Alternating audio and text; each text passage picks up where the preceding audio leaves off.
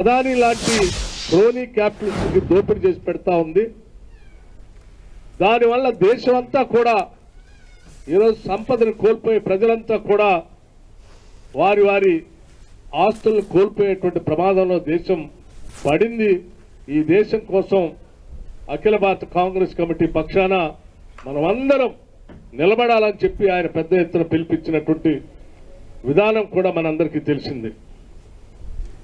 ఆనాడు వారు మాట్లాడినప్పుడు దేశంలో ఉన్నటువంటి వాళ్ళంతా కూడా పెద్దగా స్పందించకపోయినప్పటికీ తర్వాత వారు చెప్పినటువంటి అనేక విషయాలు ఈరోజు ఒక్కొక్కటి బయటపడుతూ ఈ దేశమే కాదు బయట దేశాల్లో ఉన్నటువంటి సంస్థలు కూడా లోతుగా అధ్యయనం చేసి హిడెన్బర్గ్ లాంటి వాళ్ళు ఇవాళ ఈ దేశ సంపదని అదాని లాంటి వాళ్ళు ఏ రకంగా దోపిడీ చేస్తున్నారో స్పష్టంగా ప్రపంచానికే తెలియజేసేటట్టుగా వారి విచారణ బయటపెట్టారు.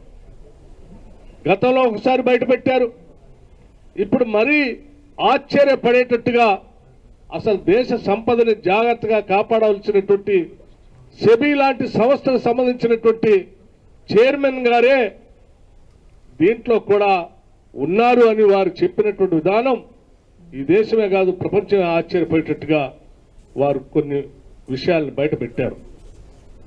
ఆనాటి నుంచి శ్రీ రాహుల్ గాంధీ గారు పార్లమెంట్లో ప్రతిపక్ష నాయకుడిగా గళమెత్తి వినిపిస్తూ వచ్చారు. వారు ప్రత్యేకంగా చెప్పారు కూడా, మేము చెప్పేదే మీరు చేయాలని లేదు, కానీ మేము చెప్పేది మాత్రం వాస్తవం. ఈ వాస్తవాన్ని బయటకు తీసుకుని రావటం కోసం మాతో పాటు అవసరమైతే ఈ జాయింట్ పార్లమెంటరీ కమిటీ పార్లమెంటుకు సంబంధించినటువంటి అన్ని పార్టీలతో కలిపినటువంటి జేపీసీని నియమించి ఈ దేశ సంపదను కాపాడటం కోసం, ప్రజలను కాపాడటం కోసం మీరు ముందుకు రావాలి అని చెప్పి ఈ దేశ ప్రధానిని పార్లమెంట్లో నిలదీస్తే వారు తప్పించుకొని పోయినటువంటి వైనాన్ని కూడా ఈ దేశ ప్రజలంతా చూసి ఆశ్చర్యపోయారు. అందుకే ఈరోజు పార్లమెంట్లో ఈ దేశానికి నాయకత్వం వస్తున్నటువంటి ప్రధానమంత్రి గారు స్పందించకపోతే తప్పనిసరి పరిస్థితుల్లో దేశవ్యాప్తంగా ఈరోజు ఈ దేశ ప్రజల ఆస్తుల్ని సంస్థల్ని కాపాడటం కోసం తప్పనిసరి పరిస్థితుల్లో అఖిల భారత కాంగ్రెస్ కమిటీ శ్రీ మల్లికార్జున్ ఖర్గే గారి నాయకత్వంలో దేశవ్యాప్తంగా ఈరోజు పిలిపించింది. ప్రజల పక్షాన, రాష్ట్రాల పక్షాన, దేశం పక్షాన, ఈ దేశానికి స్వాతంత్రం తీసుకొచ్చిన కాంగ్రెస్ పార్టీ పక్షాన ఈ దేశ సంపదను కాపాడే బాధ్యత మరొక్కసారి మనం అందరం భుజస్కంధాలపై వేసుకొని ఈ దేశాన్ని కాపాడాల్సిన అవసరం ఉందని చెప్పి దేశం కోసం ఈరోజు కాంగ్రెస్ పార్టీ అన్ని ఈడీ కార్యాలయాల ముందు ఈరోజు పెద్ద ఎత్తున నిరసన దీక్ష చేసేటువంటి కార్యక్రమాన్ని కాంగ్రెస్ పార్టీ చేపట్టింది.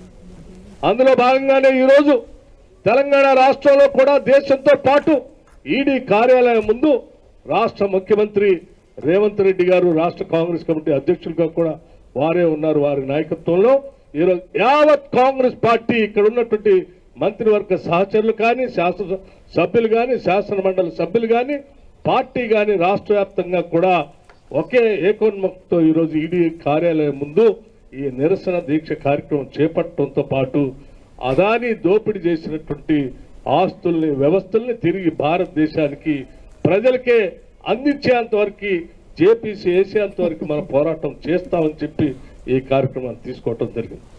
దీంట్లో మీరంతా పాల్గొని దేశ సంపదను కాపాడటం కోసం రాహుల్ గాంధీ గారు, మల్లికార్జున్ ఖర్గే గారు ఇచ్చినటువంటి పిలుపు మేరకు ప్రజల కోసం, దేశం కోసం రోడ్డు మీదకి వచ్చి ఈరోజు ఇక్కడ కూర్చున్నందుకు మీ అందరికీ రాష్ట్ర కాంగ్రెస్ కమిటీ తరఫున హృదయపూర్వకమైనటువంటి ధన్యవాదాలు తెలియజేస్తున్నాం.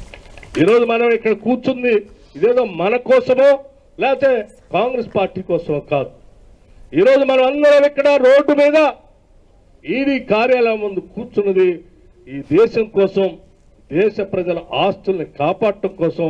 ఈ సంపదని ఎవరో కొద్దిమంది క్రోనీ క్యాపిటలిస్టులు దోపిడీ చేస్తూ ప్రజలకు చెందాల్సినటువంటి ఆస్తుల్ని, వ్యవస్థల్ని ప్రజలకు కాకుండా చేస్తున్నటువంటి వ్యక్తుల నుంచి ఈ దేశాన్ని కాపాడటం కోసం మరొక్కసారి కాంగ్రెస్ పార్టీ ఈరోజు దేశవ్యాప్తంగా చేస్తున్నటువంటి ఈ కార్యక్రమం ఒక గొప్ప ఉన్నతమైనటువంటి కార్యక్రమం.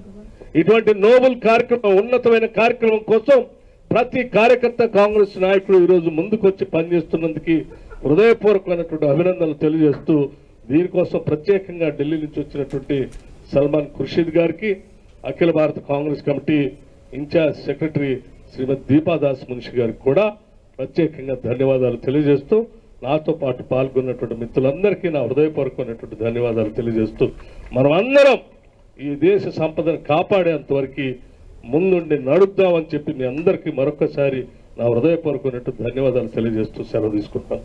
జై హింద్, జై కాంగ్రెస్.